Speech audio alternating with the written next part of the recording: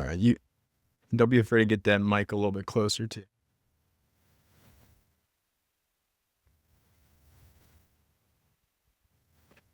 And action. Mike Kurtz, welcome to the Breaking and Entering Brand Side Podcast. It's our news podcast, actually, because this is going to be coming out as news is launching. How the heck are you doing, dog? I'm doing great. Thank you for having me. Thanks for coming in, man. You are the Mike in Mike's Hot Honey. Is that correct? That's right. I'm the Mike. You're the Mike. One of the most famous Mikes on the planet? I would say yes. I would say number one. I don't know about number one. There's a lot of Mikes. Most common name the year I was born, actually. Really? Yeah. What year was that? 1981. Nice. 43. What was going on in 1981? I don't know. Mike and Jessica were the two most popular names for babies in 81. Really? Yeah. That's good to know. But I think Michael's just one of those timeless names, right? I think there's still babies being named Mike. I'm not sure. Is it Michael or just Mike? So I'm a Michael, but the brand is Mike. Yeah, we don't talk about that. I mean, the people that know me call me Michael or other names. People that don't know me call me Mike. Really? Yeah. Okay. Well, I'm gonna call you Michael. Okay. Is that cool? No, let's stick to Mike. Mike. Dude, I'm excited. We just met. It's true. It's true. We're working on it. Maybe by the end of the show, I'll have the rights to call him Michael. But right now, just Mike. Mike's Hot Honey. The brand is beautiful. The product is amazing. And you have a brand campaign launching today. So we'll talk about that. But I mean, I want to get to know you. I want to get to know the brand too, so we can take our time with this. But eventually we'll get in the meat and potatoes of the actual brand launch, the brand campaign launch. How's that sound? Sounds good. So who are the people that named you Michael? What are they like? Where'd you grow up? Give me the foundation of your life. So I grew up in Amherst, Mass, college town in Western Mass. My parents, my mom's from DC, my dad's from Philly. They met in Brazil in the 1960s, and they ended up settling in Western Mass in the mid 70s, and that's where I grew up. Yeah, college town. Everybody there, like, I don't know, 80% of the population is 18. What was that like? Because I have some plans. Like, I think about raising a family in a college town. Would you recommend it? Did you get into some trouble? How'd you like growing up in a college town? I loved it. Yeah. College towns are the best. Amherst is cool. It's not a suburb of anything. It's just it's a small college town. You get the benefit of having like a small town vibe, but a lot of the art and culture that comes through the area, music, because of the colleges. There's 5 colleges there, so attracts a lot of great art, and so you get to see a lot of that stuff despite being in a smaller town and not in a big city. Gotcha. Why do you think your parents landed there? My mom was studying education at UMass. Got it. So put some roots down there. So you grew up there. What are you thinking at a young age as like a career? Like when you were little, what were you saying? I want to be this when I grow up. I was actually really into film and television and writing, and in junior high and high school, that's what I was tracking, and I thought I was going to get into. I had this moment when I think it was like 17 or 18. I took a year off in between high school and college, and I was in Hawaii working at Dippin' Dots Ice Cream of the Future.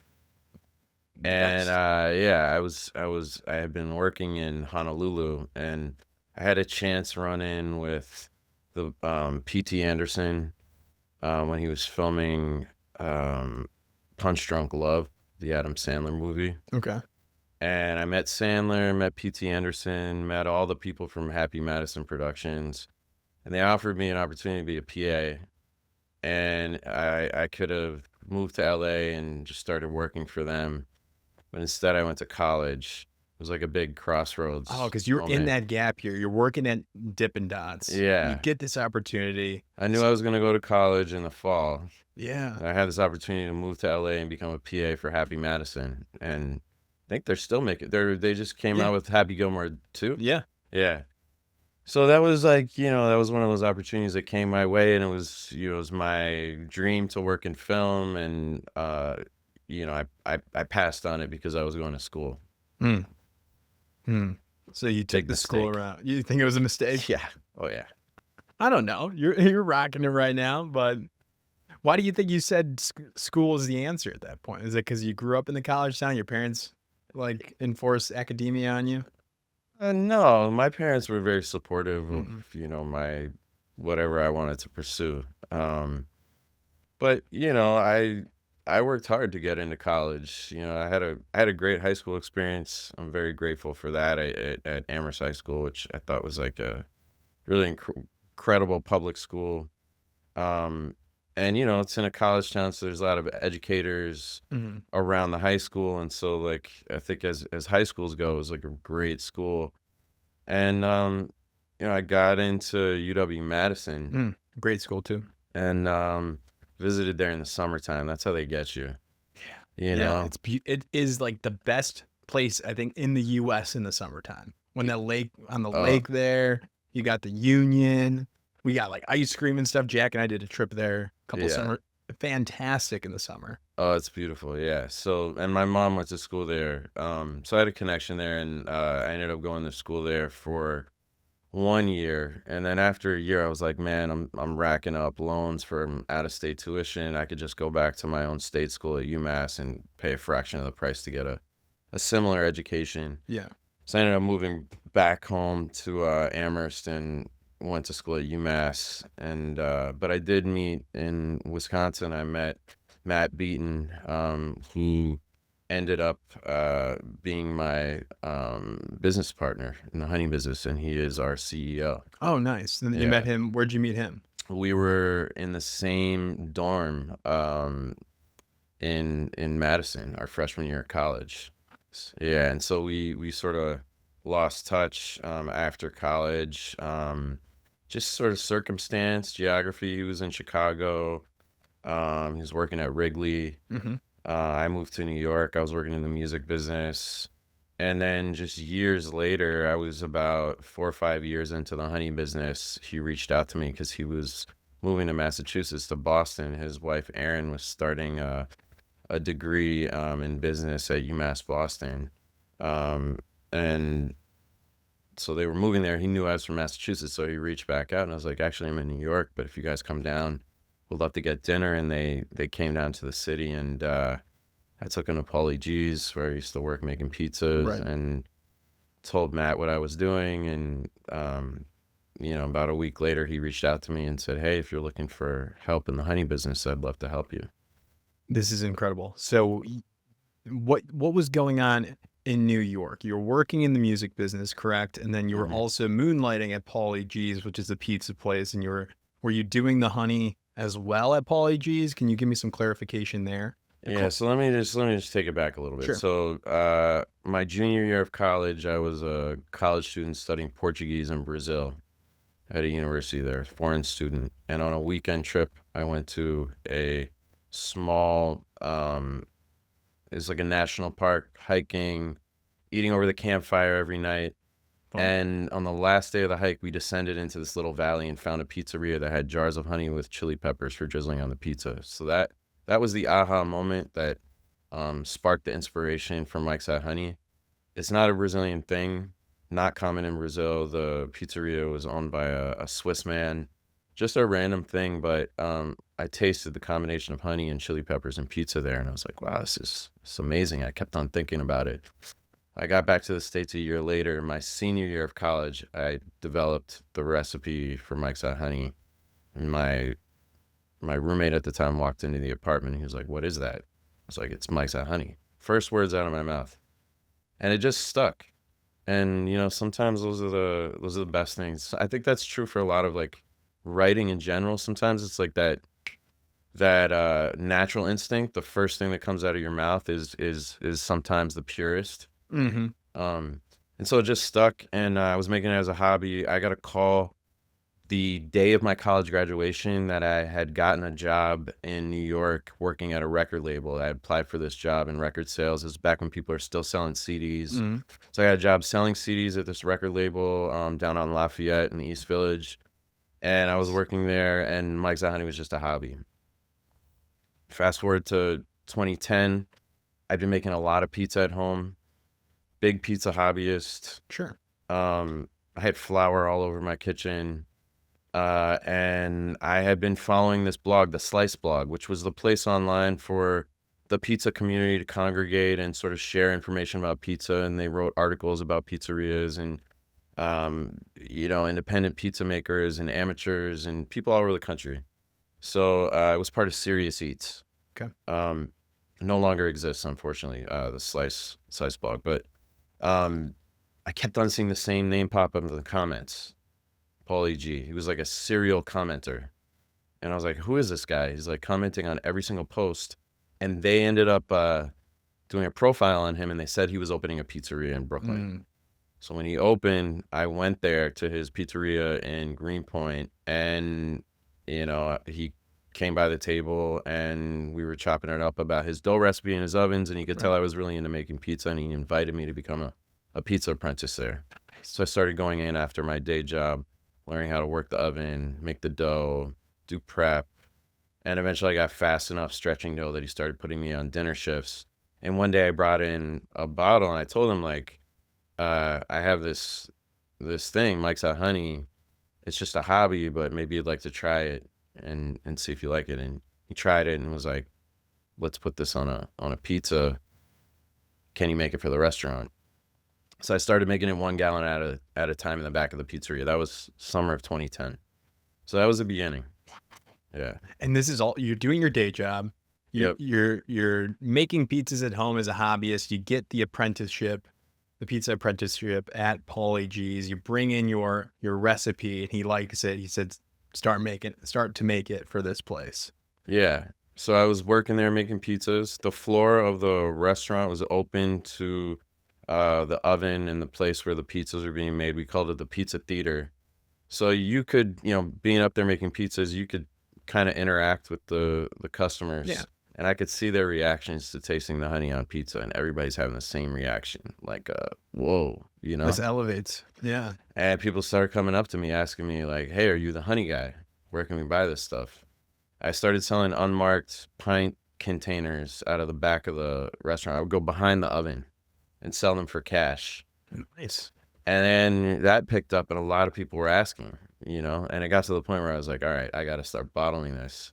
And my roommate at the time, John Azarico, was a childhood friend of mine. He was starting out as a graphic designer, and he designed the original packaging for the product, and I started selling bottles off the bar at Paulie G's. November of 2010 were the first bottles sold. Incredible. So when do you get to the moment where you're like, this could be a full-time pursuit? I mean, within like the first 6 months, I had a bunch of press. It was like HuffPost, which at the time was like a pretty big deal. Yeah. Serious Eats did a profile on me. Savor, Esquire magazine had me in there in their like best of the year issue, and I was like, find you? I wasn't even like, I don't think I had product liability insurance. Like, I don't know if there were seals under the caps at that point. It was very, grassroots, and they just, I think it's the benefit of starting a business in New York, I think is part of it. Like, there were just a lot of journalists who would come to the pizzeria. That was like their neighborhood spot. And, so you benefit from starting a business in New York because you're at the seat of all of the press, and they're, those journalists that are writing for national outlets are your neighbors. Yeah. So to them, this was like a local thing that they wanted to like share with the world. And so that was kind of a lucky break. Yeah. So you start getting that publicity, start getting the press for it. People are now like hitting you up more. Do you go full time from there? Do you quit your music job? Do you quit the Paulie G's experience as well? Do you go all in?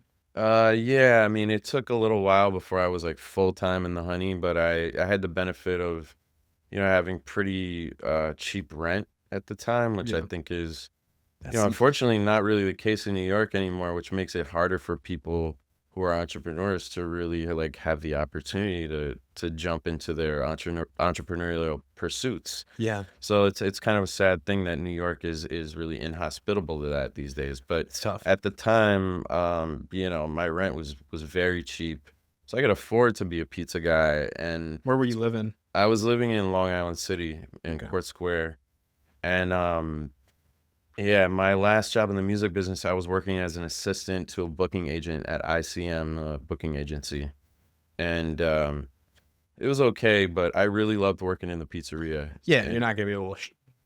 It doesn't compare, I'm sure. Like it was paying the bills. You probably enjoyed some of the music stuff, but like your true passion yeah, I was mean, I'm waiting for you. passionate about music too, but something about like working with your hands, Mhm. making something tangible that people enjoy, and watching them enjoy it Mm. is really fun. And the pizzeria was brand new, and we had a line out the door every night, and it was just an exciting time to be there. And so I really enjoyed it. And I walked into the office of the agent that I was working for, and I told him like, yeah, that honey I've been working on. He's like, yeah. Like, the pizzeria I've been moonlighting at? He's like, yeah. I was like, I'm just gonna do that full time now. And he's like, are you serious? Like, yeah, I'm just Yeah. gonna go for it.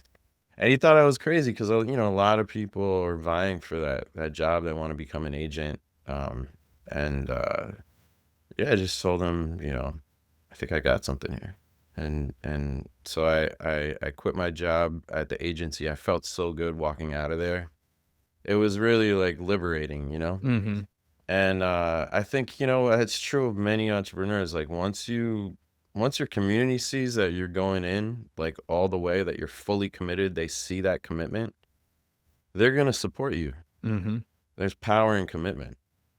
And I certainly felt that from my community. As soon as they saw that I was like going all in, they were there to support and share the product. Yep. And yeah, Yeah, and the extra push. Yeah, we found that with the media company too. Like quitting the job, going all in, then people take you seriously and they want you the best for you, which is yeah. always great.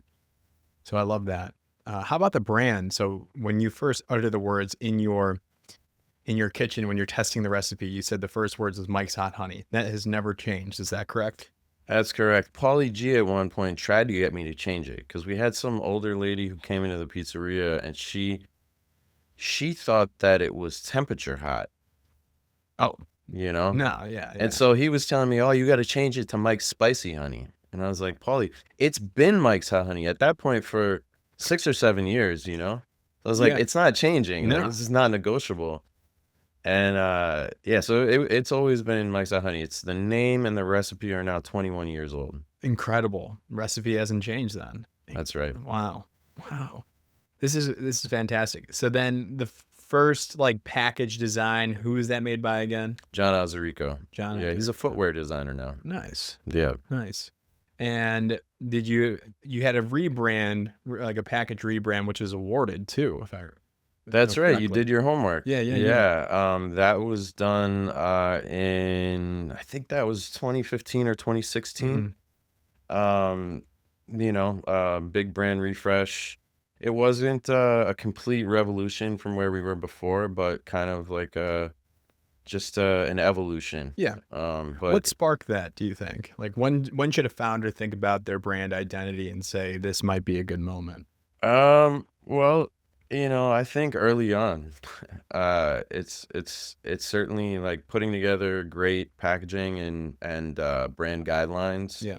is something I would recommend that all entrepreneurs jump into once they think they have a viable business on their hands.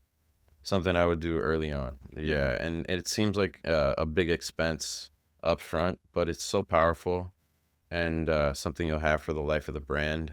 And the thing that we did that was really a great exercise. One of the things we did in the process was we had a mock grocery shelf, and we knew the products that were going to be merchandised next to us in the honey aisle. Got it. And so we had all of the like competing brands um, on the shelf, and we would put up one sample of the packaging on the shelf and stand 8 feet away and say, "Is this the best looking thing in the set? Is it identifiable and memorable and understandable from 8 feet away? Can somebody who's cruising the aisle catch it remember it, understand it. And we did that, and we just iterated and iterated. We worked with Chase Design Group, who did our brand refresh and our brand guidelines, and um, we've been rocking with that ever since. It's been How about in the 10 weeds years. were you with that Chase design group? Were you like giving constant feedback, or was it like they went away for 3 months, showed you, and you're like, perfect? I worked very closely with them on the project. I think it took maybe 9 months. Um, we liked them because they were local. The lead designer on the project, Clark Gouldsby, had lived down the street from Pauly G's, so he was familiar with my story from like the very Oh, beginning. He that's really fantastic. understood the brand, and they specialized in custom typography. And we were looking for some ownable assets. We wanted a great custom script for the word Mike's and the Hmm. logo. And so we ended up working with them. We still work with them today. What do you got right here? What do you call this? That's our seal. So, it's got the original. We're the original brand in the hot honey world. We created the category. Um, it's got the year we were established. 2010. Yep. Solid year. Yep. Okay. So that's a little bit of the brand. I want to get to like brand campaigns and like any sorts of advertising, whether it was early on when you were like handing it out at the pizza place. Like, what were some of those fundamental moments? It sounds like when you first started, journalists just stumbled upon. You mentioned that you're in New York. A lot of media is based here, so they hmm stumbled upon it. They wrote about it. Did you ever have to go out and get the product yourself, or did you hire any agency for this throughout the way? How do you do advertising? No, so really, like the vast majority of the growth came organically, and I think a big part of that is that this is a novel thing. Like hot honey didn't You exist. invented the category. So yeah, so a lot of journalists have been writing now for, it's been over a decade now of articles coming out saying this is like the latest trend. It's like at this point, I'm not sure if it's a trend or Yeah. just a new category that's kind of just here to stay.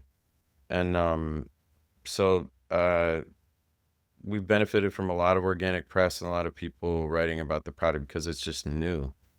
And the honey category was a very sleepy category. It just hadn't had a lot of innovation, Yeah. really any innovation for many, Yeah. many That years. that bear, whatever that they always get sticky and stuff like that. Just the plain honey one. That's the only one I know. Like, Yeah, I mean it's just honey. Like it is what it is. It just there hadn't been anything new in the category in a very long time. So we benefited from kind of being the new kids in an yeah. otherwise kind of sleepy part of the store. Yeah.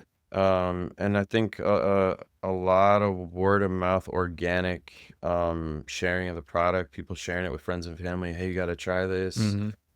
Just because I think there are a lot of great products out there that people love, but they're not always products that people are going to talk about or share. This happens to be something that people both like, but they also like to talk about it and share it. And so that factor of sharing really helped us grow the brand organically. And then on the food service side, our partnerships with pizzerias and other restaurants all over the country Yes. became sort of the place where people were first exposed to the product. And those became beacons for the brand. And Hmm. so that really helped fuel the growth of our brand awareness. Got it. And can you talk about some of those partnerships? So pizza locations, seems like where this thing was birthed. It was like meant to be on pizza, but I'm assuming it tastes good on other products. Like, can you share a little bit about what other restaurants or other partnerships that might be unexpected? Yeah, so like pizza's number one, fried chicken's number two, probably cheese charcuterie is number three, Yeah. cocktails, ice cream. Stop I it. mean, we did a partnership with Cold Stone Creamery last year. We had an ice cream sundae. A lot of people have never experienced heat with Yeah. their ice cream. That was a cool partnership and a little bit more out of the box. What was that one called? Do you remember I the forget the name? name of the sundae, but it Okay. was nationwide at Cold Stone, so it exposed a lot of people to, the combo of Mike's Honey on ice cream, Yeah. and that's actually something that's been on the menu. The Mike's Honey ice cream sundae has been on the menu at Pauly G's since I first started working there. That's It's nice. vanilla ice cream, candy pecans and a drizzle of Mike's Hot Honey. Okay. And So you saw that vision too. You that was had that Paulie. He's visionary. Paulie's got a great palate, Yeah. and he was the one who came up with that. But Is Paulie G still open? still there, yeah. Hell yeah. Yeah, he's got a few locations around the country. He's got a couple in Chicago. Okay. Good for But him. yeah, he is the original sit down spot, 60 Greenpoint Avenue, which is wood fired pizza, and then he has the slice shop, which is New York style pizza, Okay. which is around the corner. Got it. What's the weirdest thing you've seen like on socials or you've heard of people putting Mike's Hot Honey on? Oh man, I mean, I've heard of them licking it off various body parts. Of course. There's, not to get too spicy, but like, Yeah.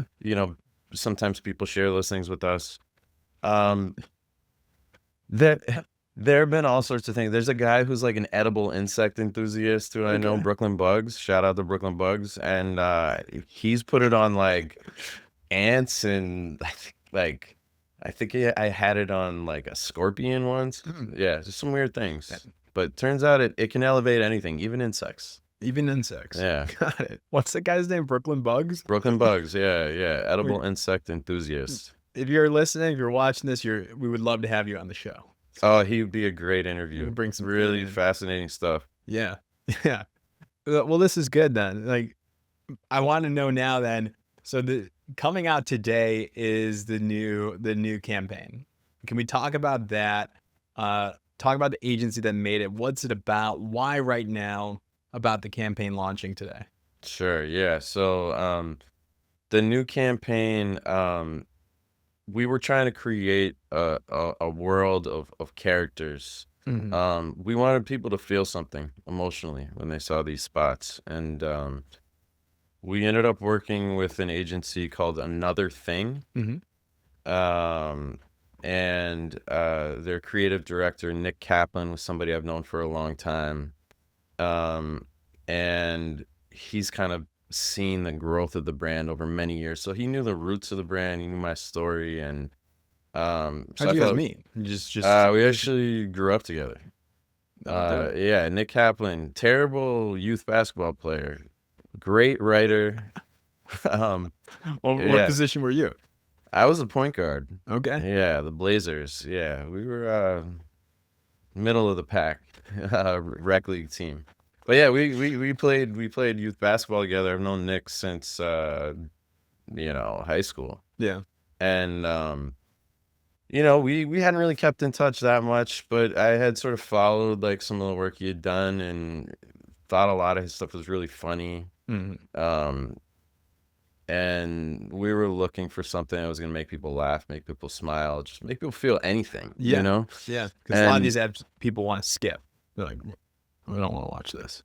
yeah, so when we were developing the spots, we were really focused on the characters and the vibe and the setting. And we ended up working with a production company, Arts and Sciences in LA. Mhm. And we chose LA for the location because of the casting pool. It was like the biggest, best casting pool in the country. And How bad did you want it to be New York though? I mean, we've shot a lot of stuff in New York, and New York is great. But I think, once I understood, you work in LA, New York's very expensive to shoot in. That's one thing. Yeah, good But deal. also in LA, you have the biggest casting pool of actors, so you have the opportunity to work with the best talent, both actors and on the production team. So, we shot the spots in a pizzeria that's been there since I think 1954, Lido Pizza in Okay. Van Nuys, in LA, and the place is just beautiful. I mean, the booths, just the whole place was so like the art department didn't have to do that much to that Yeah. place. It was really preserved since the mid-50s. And we were looking for a location to shoot 2 spots, one location, one day. One of the scenes was supposed to sort of be in like a diner setting. So they were able to convert part of the pizzeria to make it look like a sort of diner booth. Um, and the casting was awesome. The the first one we shot was we call it Golden Girls. Mhm. It's a group of older ladies at a brunch spot, a diner, having breakfast together. Um, Found some really awesome characters, just very quirky. They felt like people like you'd want to hang out with, hear their stories, and they're just sitting around the table drizzling Mike's Hot Honey on everything. And then a pizza delivery guy walks in. I don't know if I'm supposed to say this. Yeah, no, you're good. Yeah. It'll be out, but yeah. So yeah, pizza delivery guy walks in, and one of the ladies is like, "You ordered pizza to a restaurant? What are you doing?" And she's like, "Yeah, I wanted to try Mike's Hot Honey on pizza." And then you hear like a sort of distorted voice, and one of the characters, she starts to look a little googly eyed, and she's hearing this morph voice in her head, and then all of a sudden, the VO comes in. "You're not stoned. It's just that good." Mm-hmm. And so, like, that was the idea. It's like these ladies are just drizzling on everything. Mm-hmm. And it's funny. It's like a group of like wonderful women that you'd want to hang out with, you'd want to get to know better, and Right. they're at this diner just drizzling on everything from hush puppies to bacon to milkshakes to you name it. I was just having a great time. Yeah. So that It was humanizes it, like the brand and like the people that are eating it, like consuming it. Like it was nicely casted. Yeah. yeah, we really focused on the setting and the cast. Mm-hmm. And And the idea of you're not stoned is just that good. Like, yeah. how did you arrive to that kind of platform? Well, that was Was that Nick Kaplan and team? yeah, that was Kaplan and team at Another Thing. I think the idea was that Mike's Hot Honey changes the way you feel about food. Mm-hmm. So that was the And insight. Mike's Hot Honey changes the way you feel about food. right, it Boom. Golden. elevates everyday eating experiences. So, the idea was like these characters are like they're just drizzling. They're like, "Oh my God, this is like it's incredible." And then it's like, "No, you're not stoned. You don't have the munchies. It's really just that good." So that's all it was. When you were getting those from Nick Kaplan, and the agency's name is what again? Another Thing. Another Thing. Yep. So when they presented that, like with the mock-ups and like the storyboards or whatever it might have been in their presentation, when they showed the concept for like you're not stoned, it's just that good. How did you react? Did you ask for more? Did you love it right away? Tell me about that experience. I mean, I laughed, Yeah. and I think that is like at the end of the day, that's how I evaluate things. Like you say it out loud in a room of people, and if people have like a visceral reaction to it, like it's probably gonna work. Yeah, Sometimes that's the best way to test things. got it. Did they show any more like serious routes? Did they show other concepts too that didn't make it? Yeah, we went back and forth. Like we were like, "Oh, is this gonna be offensive to people?" Like, and really, like, it's not that big of a deal. Like, Yeah, it's 2025. Like, we sell in Walmart. Walmart sells guns. Like, if Walmart is offended by our campaign, like it's a weird thing. It's just Yeah. like we weren't For the worried. stone thing you're talking about? Like, Yeah, nobody like cares about that. I Yeah, don't yeah. think so. No, I think it's like still family friendly ad. So, absolutely, yeah, absolutely. and you're not stoned. No, It's just you're that not. good. It's a key. Yeah. It's a key point there. Does it get better if you are? I mean, it certainly doesn't hurt. Hey, hey. I don't know from experience. No. So where are the ads gonna be running? Like, They'll be on what? streaming services, so That's smart. you'll be watching a movie on Prime. You order a pizza, you're like, "Oh, we got Mike's Hot Honey with it." Yeah, while you're watching. Yeah, so we tied the pizza angle to both spots. So the first spot is our we call it our Golden Girl spot with the ladies, and then the second spot is these two pizza guys, an older guy and a younger guy, working in a pizzeria, and the older guy is just like he's just drizzling, and he's like I can't, he's like I just can't get enough of this stuff, um. And he's like, this Mike's Hot Honey makes me feel funny. And the younger guy's like, funny how? He's like, I can't stop eating it. And the kid is like, well, did you happen to eat those gummy bears that were in my fanny pack? And he's like, what? And he's like, no. Why is that? And then you hear like the VO, and it's I think it was cool. You see that dynamic all the time in pizzerias. You got the kind of grumpy older pizza guy who's been doing it for 30 years, and then the young apprentice, and Yeah. they had great chemistry. That was The two you characters. probably at some point when you were at Pauly G's. That kid was you.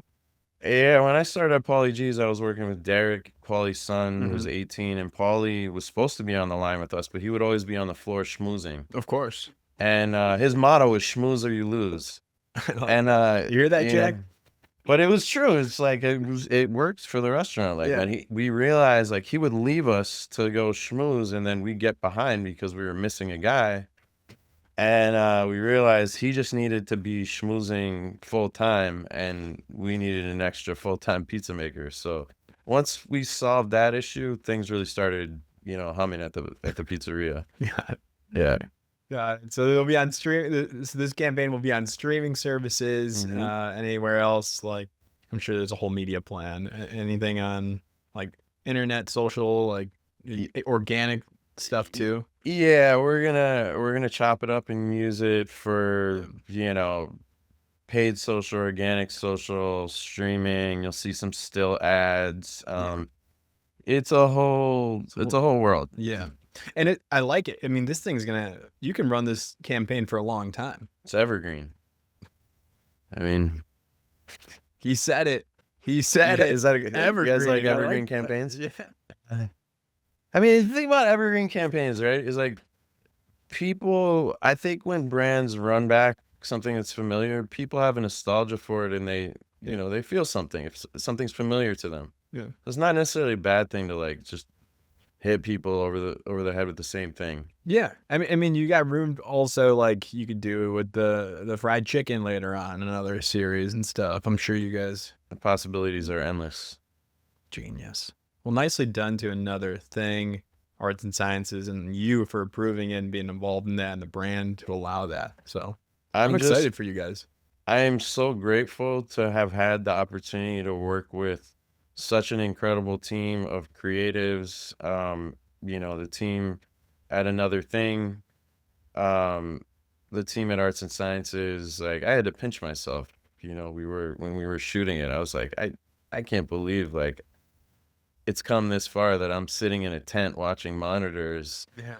Giving feedback to the assistant director. It's sick. And like having it all relayed to the actors, and it's like, you got back to that film passion for sure. Yeah, that's right. I'm making short films now. Hell yeah. Let's go to Pizza Question Overtime. Pizza Question Overtime, presented by Mike's Hot Honey.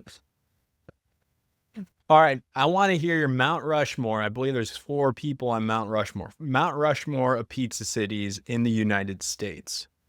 It's got to be New York, Chicago. This is where it gets interesting. Oh man, I mean, after that, I'd say once you lock this in, it's locked in. I mean, I guess it's New York, Chicago, Detroit, Philly, maybe. Okay. But really, it's New York and Chicago, and then it's really New York, and then and then there's a drop off, and then there's Chicago, and then there's a big drop off, and then there's everybody else. So it's not a Mount Rushmore, unfortunately. It's just like something else. I mean, you've tried so much freaking pizza, probably in your life. It'd be like the best perk of any job ever. Like going in, testing out the pizza, like trying it with Mike's Hot Honey. Like, can you share some like interesting pies that you've tried that were like totally just outside the norm in some way, whether it was a new concept or they experimented with a new topping? What are some of the craziest pies you've tried?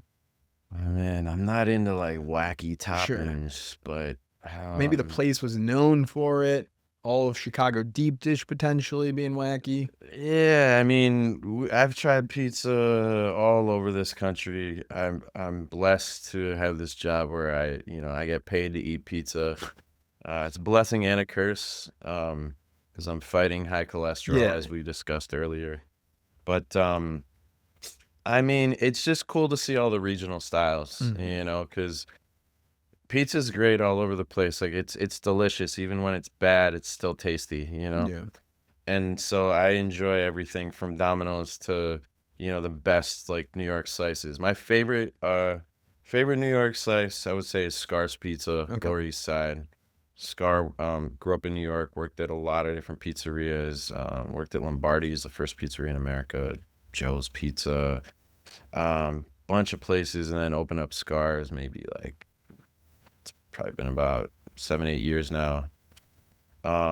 But I think that for me is like the quintessential New York slice. Scars. But then you go to like other parts of the country and you try different styles, like Emos in St. Louis style I was pizza. gonna ask about like underrated regional pies. I like Emos, I think What's they're it like? What is St. Louis? I don't think I've had a St. Louis pizza. so St. Louis style pizza. It's like Chicago tavern style, thin Okay. crust, Yeah, yeah, party cut yeah. in Those are squares. good for you because they're smaller slices. So when you're trying them, Oh, for me personally, yes, because that's yeah, we're true. talking about the cholesterol stuff. Yeah, because you can find that little corner Yeah, piece. It's like, yeah. yeah, yeah. My problem is I always go back for more because I like that style of pizza, You like but do you like the inside piece or the outside with the crust? outside if it's available. Yeah. But they're all good, But St. Louis style, they have a cheese in St. Louis called Provel. I couldn't tell you what's in it, but it has this very unique melt to it. It almost has like a mouthfeel that's similar to American cheese. It has this nice creamy meltiness Hmm. to it, but it has a little bit of a sharper flavor than American cheese. So St. Louis style pizza uses that Provel cheese, but it's like a tavern style pie with Provel. Okay, I like that. It's good. I usually do like a sausage and hot pepper combo.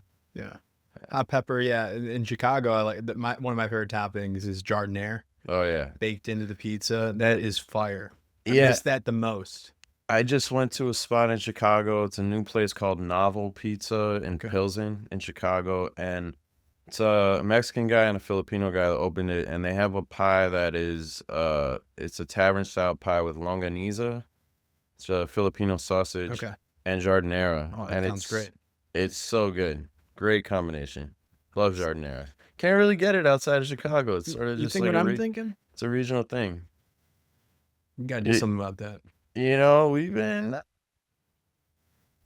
we've been dabbling with the giardiniera. I mean, It's we've had giardiniera brands approach us about it, but it's we prototyped some hot honey giardiniera with some partners, okay. but nothing that's like you know Yeah. made it to the final Yeah, it's stages. just some cut up vegetables, right? So Pickled vegetables. yeah, but there's some good ones. There's some really good ones out there in Chicago. I love JP Graziano. I was The thinking about sandwich it. place. Yeah. They make their own giardiniera. Their hot giardiniera is great. Have you collabed with them? I feel like that would be a natural collaboration. I don't want to let the cat out the bag, but we are planning something. Hey, you can break news with us whenever. Yeah. Let us know. Well, JP Graziano's historic Mhm. place in Chicago and Fulton Market. Really, we have been in Fulton Market since before Fulton Market is what we know it as today with all these Yeah. fancy restaurants. They were there when it was a real, it was like a meat market. Yeah. There were cows coming in the back and steaks going out the front, and Mhm. they've been there. I don't know the exact date, but a long time, many generations. And more recently, they sort of went from being an Italian specialty goods distributor to just doing sandwiches. Yeah, and the bread and sells out fast. People eat it up. They love it there. great sandwiches. Nashville hot chicken too. I feel like would be a good. Yeah, we did. We've done some Nashville hot chicken pies. Actually, we did one with CPK, California Pizza Kitchen, and they did a Nashville hot chicken pie with our honey. I think they used the extra hot on it, but they had the heat from the actual chicken. It had pickles. It had the hot honey. It was a good pie. That sounds great. Yeah, I'm not usually a chicken on pizza guy. I'm more of a traditionalist. What But is traditionalist? Is I that mean, like when I corned go meat? into a spot, I eat a plain slice. Like Okay. that's usually how I will judge pizza. Just give me a plain slice. Yeah. That's the slice that Control has the variable. most velocity You know, it's probably the freshest slice in the case because that's the pie that's turning the fastest. Yeah. See, sometimes the best pizza is the freshest pizza. Yeah, because Yeah. they reheat it. Sometimes it gets a nice crunch on the reheat though. Oh yeah, I mean Like that's part undercutting. of how they bake it. Mhm. Slice shops are baking it initially knowing that they're gonna reheat it. So like they're accounting for the reheat in most cases. So the fresh pie is different then. It might be. Sometimes it's a little more floppy. Like sometimes when I order a fresh pie, I order it well done because of that. Like, Jack, what do you say? Jack's done that. That'll be this partner here. Done. Gotta get it There's well done. certain places where I know to order well done. Damn. Any other pizza questions for a pizza expert here? I mean, this is a topic that everybody cares about. So, pineapple on pizza, thoughts? I love pineapple on pizza. I've never understood people's aversion to this and like the hatred sometimes. It's crazy. It's like Yeah. You gotta grow up. I mean, you gotta pineapple, try it. pepperoni, jalapeno. Oh, Great combo. that sounds fire. Yeah. Sweet, savory, hot. Yeah. Damn. Good question, Ellie. Yeah. Any other pizza questions? Scar's Pizza, best pizza. Your favorite pizza It's my favorite pizza. in Yeah. New York.